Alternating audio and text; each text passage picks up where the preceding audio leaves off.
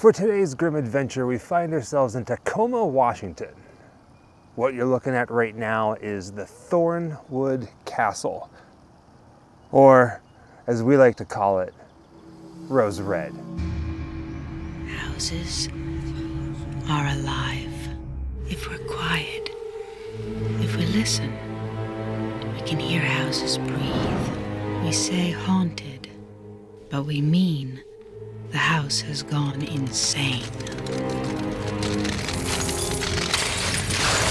From the imagination of Stephen King comes a disturbing new epic tale. There are rumors that you're planning a scientific investigation of Rose Red this summer, a sort of psychic field trip. Is that true? For Professor Joyce Reardon. My goal is modest. A single twitch. It's time to stop the silliness. The truth is out there. When I come back from Rose Red with proof, It's sleaze. It's a spit in the eye of rational thought. Now she has assembled a team of gifted psychics Hello, are you the group? I think we're ready. to unravel the secret Waking up Rose Red is not a good idea. Rose Red is a dangerous place. that was built to last. Rose Red was built by John P. Rimbauer. What makes Rose Red one of the world's most fascinating psychic artifacts is that after 1950, Rose Red grew on its own. Follow me and prepare to be amazed. It's so wild, like something in a funhouse. The important thing is not to go off wandering. Where's Annie? You wanted this place to wake up. I'd say you've been successful. If some houses are born bad, Annie, what is it? I insist you stay a little longer. this one We shouldn't be here. It's feeding off us. was created It's stuck again. She means to have her proof, even if someone has to die for her to get it. in hell.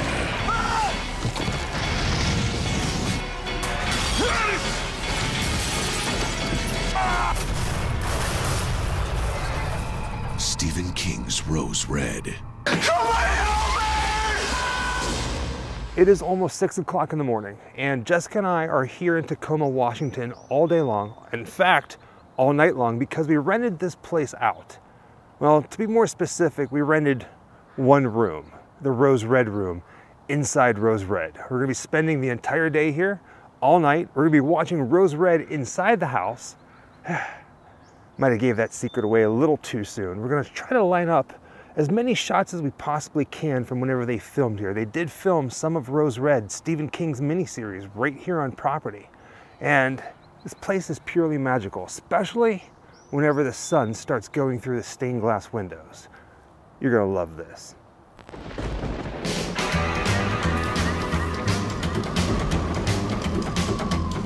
Wherever I come, bad luck is coming my way. Wherever I go, hard luck is there to stay. Good luck never stays a day. Bad luck's always coming my way.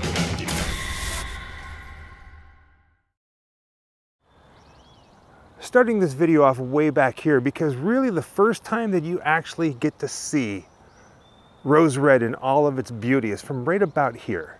They actually built these decrepit gates and they covered everything, including the house, with trees and shrubs and ivy. There's a whole bunch of behind the scenes photos and video actually of them putting this structure on the house and then covering it with the only way that Hollywood knows how to create a garden or create shrubbery or landscape in one day. Before we go any further, I want to do a straight on shot of the mansion so we can do a side-by-side comparison or an up and a down. You'll see what I mean. But this is the way the house looks today. And quite honestly, it really hasn't changed. But once you see the house in the movie and the way that it looks today, you're gonna be like, wait a second, wow. So in the movie, they built the Rose Red Tower right there. That's probably the biggest change. And then they put 2 extra windows, like 2 extra rooms or 1 room with 2 windows over here on this side of the house. And for the most part, it still looks identical to whenever they made the movie. Now, an interesting fact, the Rose Red room is directly below where the tower once stood, and that is where we are staying tonight. There are a few parts of this house that we do not have access to, but for the most part, from top to bottom, front to back, attic to basement, whatever you want to call it, is ours for the night. As well as the grounds, and then right over here, nestled in the woods, you can kind of see it, is the garden from Rose Red. So much of the movie happened here. Once we get inside the house, I'm going to tell you guys a little bit more in detail what the production crew did in order to get this house ready for filming, because when they first got here, they ran into some major issues. And I'm going to point this out a lot. I know I am, because I'm really excited about it. Jessica's already inside taking pictures. There's a whole bunch of behind the scenes photos and video that we're going to be using as reference.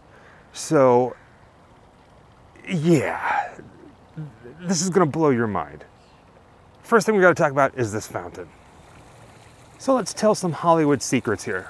In the TV miniseries, Rose Red, you are led to believe that Rose Red, the mansion, sits in the middle of downtown Seattle. It doesn't. It's actually in Tacoma. Depending on traffic, probably about an hour away. Directly behind the house is a giant, beautiful lake, and the sun sets back there. So if you're on the back side of the house, especially like the Rose Red room, you get this beautiful view of the sunset. Now, aside from the lake, there are two bodies of water here on property that production put in. The first one being this fountain. The other one is the reflecting pool in the garden. Of course, we're going to talk about that later on.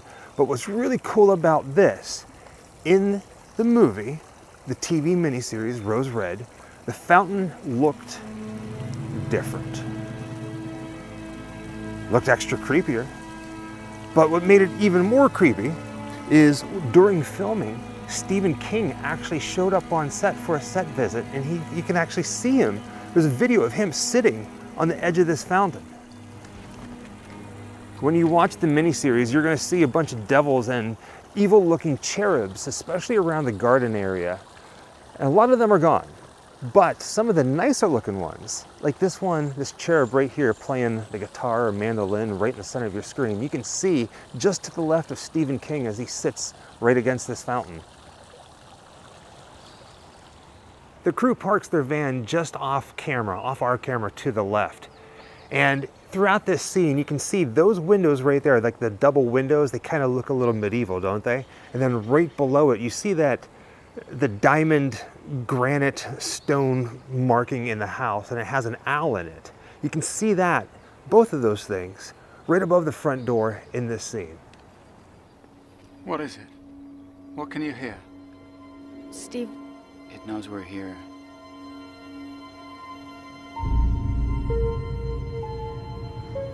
It wants us here.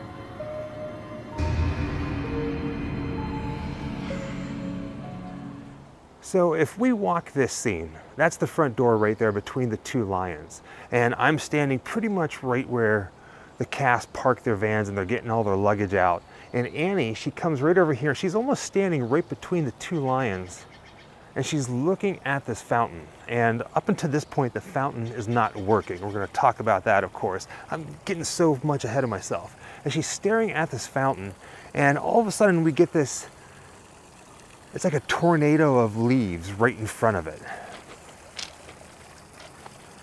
And then the water starts to work. The fountain starts to work, which is one of the first instances in Rose Red where we see the house starting to come back to life.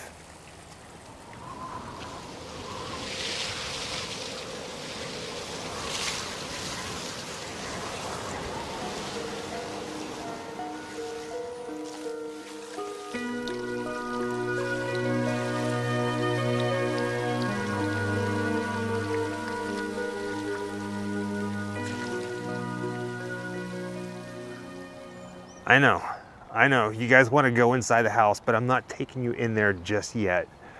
I want to show you this garden. Some really cool things happened here. Hear me now. I don't know how we're going to make this happen, but at some point in our lives, whenever Jessica and I eventually buy a house, someday we will, we have to have a garden just like this, with this wall surrounding it. It kind of gives it kind of like a storybook feel to it, doesn't it? Oh my gosh.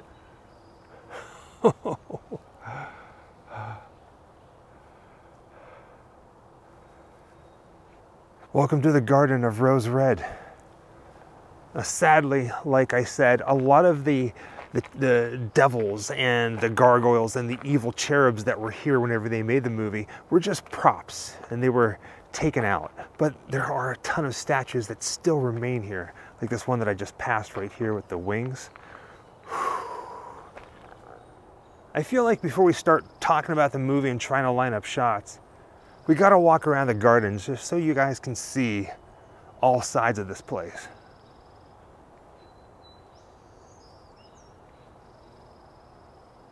Now, right in the middle of the garden, you can see the fountain. That's the second body of water that production built for this place. And most of the filming out here took place right around that. I love that this wall over here to the left of me has got some roses, and then right beyond it are the trees and then this cottage-looking house. It's very storybookish. I can't get over how beautiful this place is. Now, it should be noted that whenever they did make the movie, whenever they came here, they changed how everything looked. They made it look extra creepy and extra spooky with these trees and vines and bushes and statues that moved. There was even a statue right over there, I'm gonna point out where it was, where the statue at one point in the movie rips off its face. It doesn't really rip it off, it just kind of moves it. Special effects. Takes off its face. It was a pretty scary movie. TV miniseries. You know what I mean. Only believe. Only believe. No, I don't believe.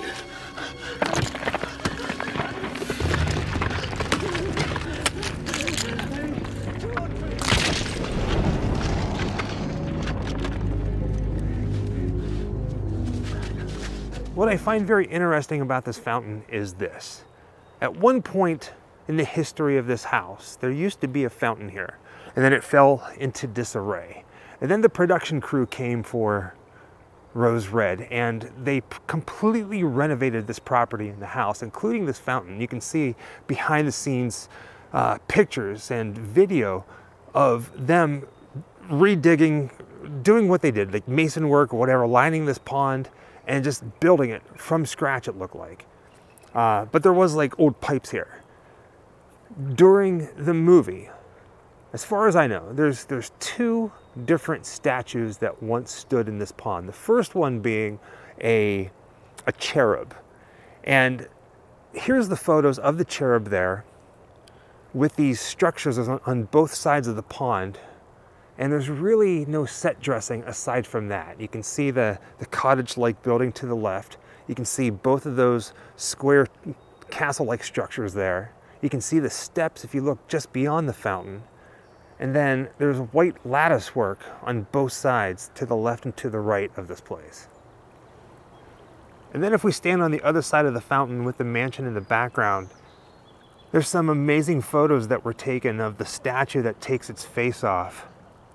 You can see those structures that they built on both sides of the fountain. You can see the mansion in the background as well as that giant tree right there.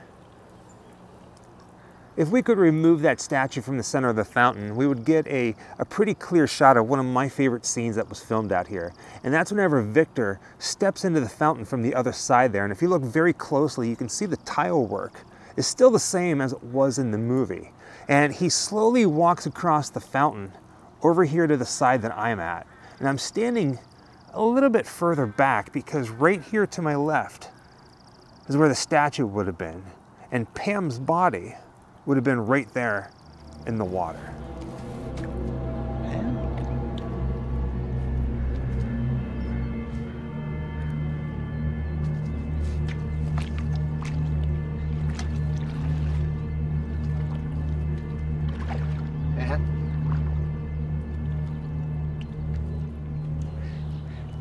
Before the caretaker left and gave us the keys for the night, again, we were the only people here.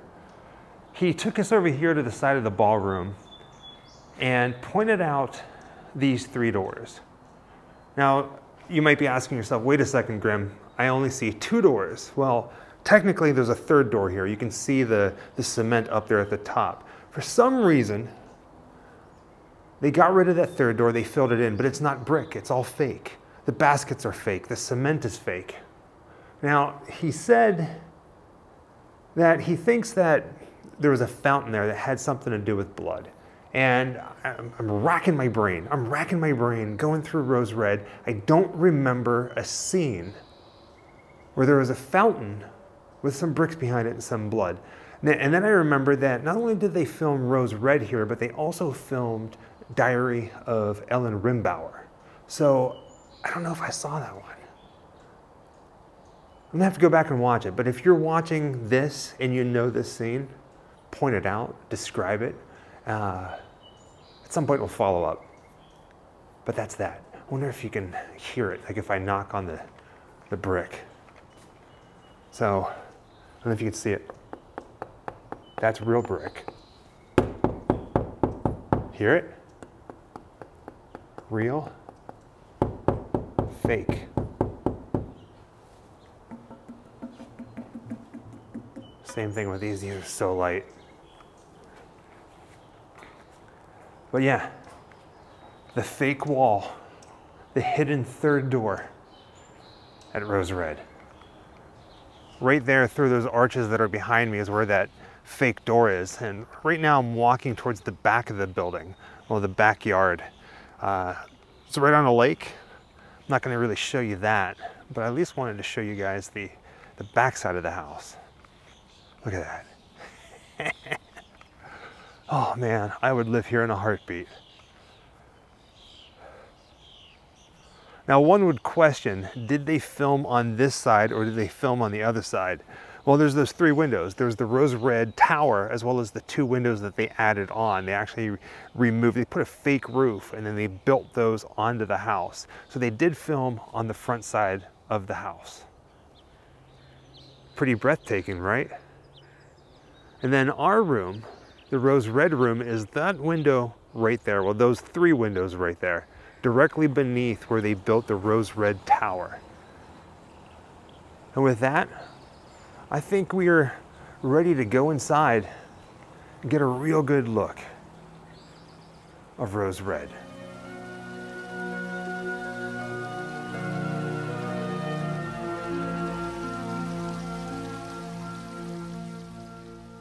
In real life, once you walk into the house, this is the room that you walk into. It is massive. You got a huge fireplace across the room, two doors that go into the ballroom. And it's quite different from what you see in the movie. Staircase that goes up to the second and third floor and the bedrooms, which is where we're going to be spending the night tonight. We're actually staying in the Rose Red room. But just look at this. It's breathtaking, right? Now that you see this, there's the front door. And this is what you see whenever you watch the movie, when they come through that front door.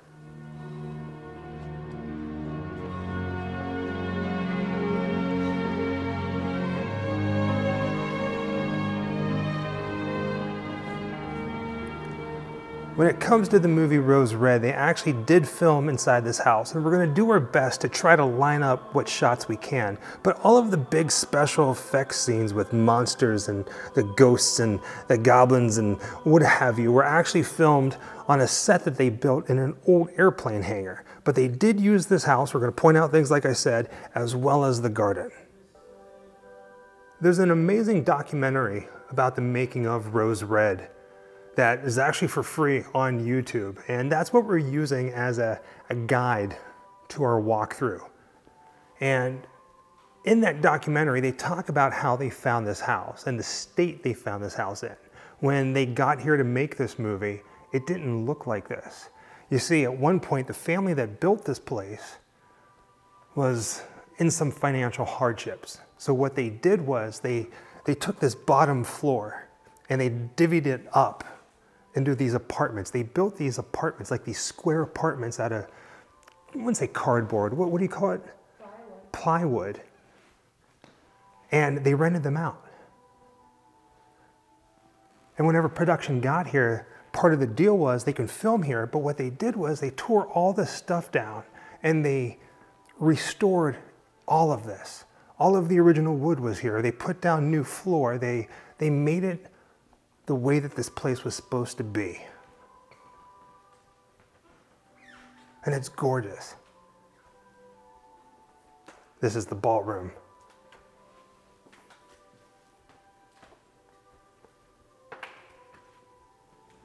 The granddaughter of Chester Thorne evidently had, her finances had gone bad, and she had to cut up these large rooms, particularly on the main floor of Thornewood, and rent them out as apartments. And the main ballroom and the main entry room, huge rooms, were cut up into 3 and 4 apartments with 1/4-inch plywood between the rooms, and it was just, and lowered ceilings. Fortunately, whoever did it didn't touch the original construction, but it was just an abomination to walk in there and see what a horrible thing had been done to this magnificent estate. Now that we have everybody inside the house, this is where we start learning about the lore, the ghosts, what happened here, both historical as well as hauntings. Kind of like what we're doing now with the filming locations. Now this is a great time to point this out. While they're doing this, all the parts of the house that you see while they're telling the story is all sets that they built. It wasn't here on property. So if you're expecting to see these elaborate staircases in the kitchen and the greenhouse, ain't gonna happen here. It was just a set. But you ready for it? You ready for it? Here on site, they have photo albums filled with pictures from behind the scenes whenever they made the movie. We're gonna show you guys that a little bit later on. But we got more to see. Oh my God. Oh my God is right. More camouflage doors, Stevie. Great Gran was never above using a good trick twice. This was her little joke on her husband's business life. Did he get it? I doubt it. Right after we see the upside down room scene is whenever we start to see how production started to meld the real location with the sets that they built, and it starts with the staircase. It looks almost identical, but there are a few different things, but pay attention to the wood.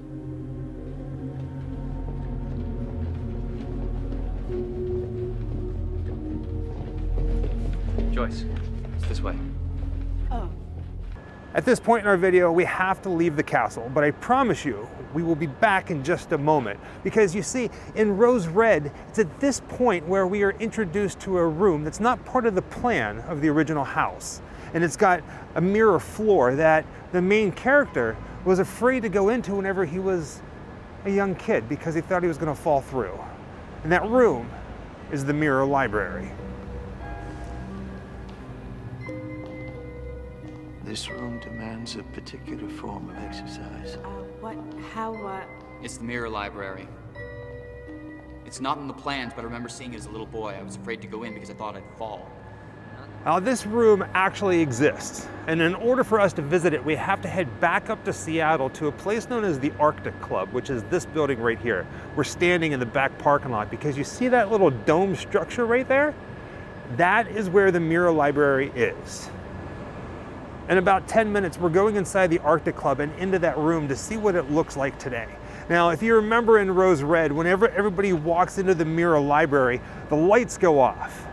And then right in the center, this ghostly apparition, this blue light appears. It manifests itself, and Annie, she reaches out to it, and everybody tells her not to touch it, and she does. And then the lights come back on. It's a very beautiful room.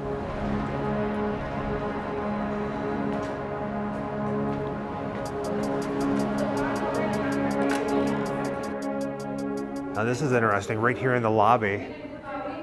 This isn't the movie Rose Red, but it kind of looks like it fits, doesn't it? No wonder they filmed the mirror library scene here. We're waiting for our contact to get here. But just look at this place. They even have a pool table, and there's a bar here. There's polar bears everywhere. It makes sense because this is known as the Arctic Club. It's been around for quite some time, but it is a hotel right in the downtown Seattle area. Would you look at that? It exists. The mirror library. but there's no mirror on the ground. That's all Hollywood special effects. It's actually a carpet. But it's real, and right there in the center is where the ghost presents itself to the group and Annie.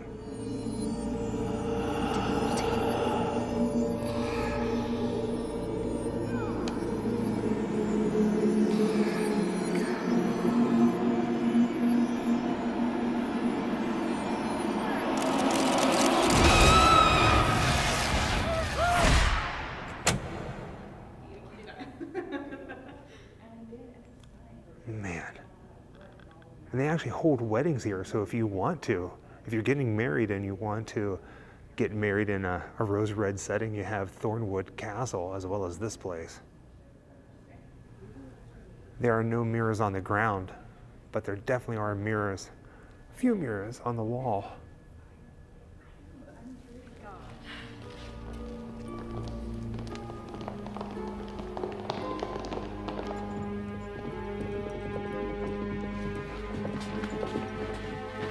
Wait. All right, enough of this. It's back to the castle we go. We find ourselves once again in the ballroom, and that's because right after the staircase scene, everybody's sitting in this room having a bite to eat. Too much mayo in the crab meat. They put too much mayo in the crab meat. And oh yeah, one more thing. If you watch this scene again, look at the windows on the far side of the room. You see that little tiny piece of stained glass right there in the center? You can see that in this scene. It's still here. Nothing, I guess. Too much mayo in the crab meat. And then if you look on the other side of this table, you see this fireplace? It can be seen as well. In 1946, she showed up in what Hedda Hopper called the cocktail dress. It was what she was wearing when she disappeared. And here is where we have a little bit of movie magic, a little bit of trickery. So in this scene, we're still in the ballroom. We got the billiard table over there. Everybody's sitting here having food. And then Annie goes to a staircase in this room. Now, before we show you where the staircase was, pay close attention to the wood paneling that's right here. Now, in the ballroom, there's no wood paneling like that. But you see those windows right there? It's gonna get dark for a second. I'm gonna back up. Over in that corner is where they had stairs. I don't know if they built stairs inside this room or at this point they switched to a set, but she goes up the stairs and then she finds something behind the wood paneling. It looks like they almost created a little false stage that had a few set of stairs, because as she gets up the stairs a little bit, you can see this crown molding behind her, up near her head, and this is the only room that has that, and it is dead on.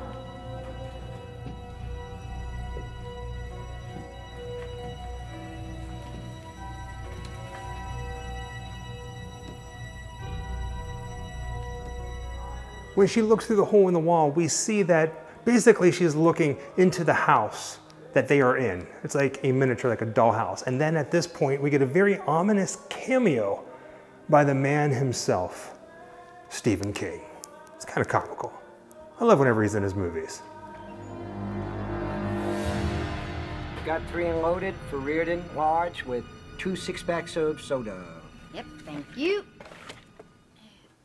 This next scene starts right here in this doorway as Annie's sister comes running into the room right there. And there's a fake wall behind her, and we know this because of some behind the scenes photos. She runs into this room right past this fireplace to find Annie passed out on a couch, pretty much right where Jessica is. Baby Ghoul, are you okay? The spirits got me. Is she awake? No, but her breathing's strong and regular. Get Joyce. Go! They spent such a majority of their time and their budget completely restoring this section of the house. It would make sense that they would reuse a lot of the rooms and just sometimes direct scenes and just little snippets that you won't catch. When it comes to filming here at Rose Red, they pretty much filmed entirely here on the first floor. You got Ellen Rimbauer's bedroom right behind this door right there, this main room that I'm in, as well as the billiard room, which is also the ballroom. Now, As far as we know, they didn't film upstairs. They renovated all of this and they utilized it. But we can still give you a tour of the rest of the house, right? And then as an added bonus, tonight before we go to bed, we're gonna be watching Rose Red, Stephen King's Rose Red, right here inside Rose Red. It's gonna be a long night. What is it, like 3 hours? 3 hours. We should get started now. Right now it's 8 o'clock. I'm not gonna make it. I'm not gonna make it. Well, are you ready for this? Supposedly, this place is actually haunted. So, maybe you need to go back and watch this video again because this entire time it's just been Jessica and I. There's music playing over the speaker. But if anybody else shows up in this house or you hear any kind of voices, well, you ready? Let's do it.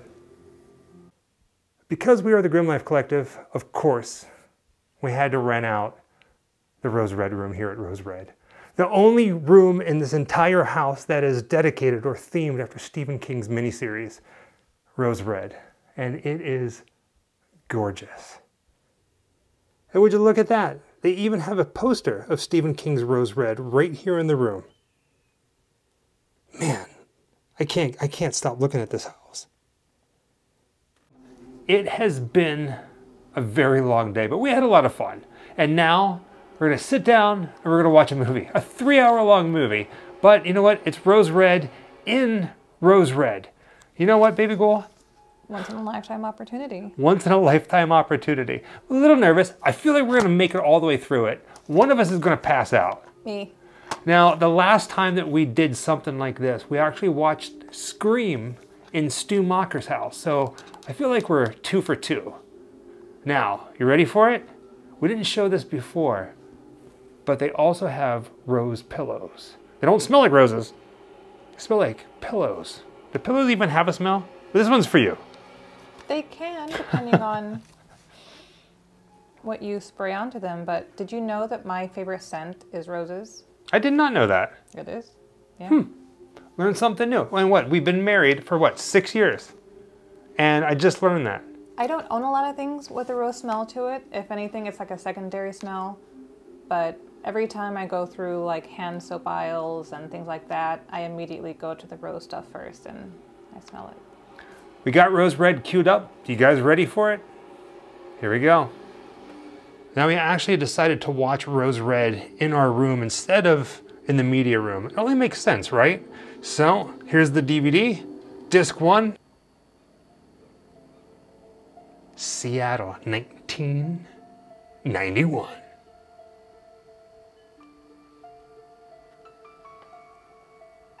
All right, see you guys tomorrow. All right, baby girl, we survived a night at Rose Red. What'd you think of this place? I thought it was great. It's very lovely and they take care of you very well. I can't wait to come back. Definitely come back and spend another night here? Absolutely. And with that being said, thank you for joining us on another Grimm adventure, this time to Stephen King's Rose Red in Tacoma, Washington. Not too far from Seattle, which means if you're here in the Pacific Northwest, you too can stay here at this famous castle. Just be careful not to get lost, especially at night. There's birds flying around, especially at night whenever the house starts to come to life and change right before your very eyes. Until next time, happy Halloween. Wherever I come, bad luck is coming my way. Wherever I go, hard luck is there to stay. Good luck never stays a day. A bad luck's all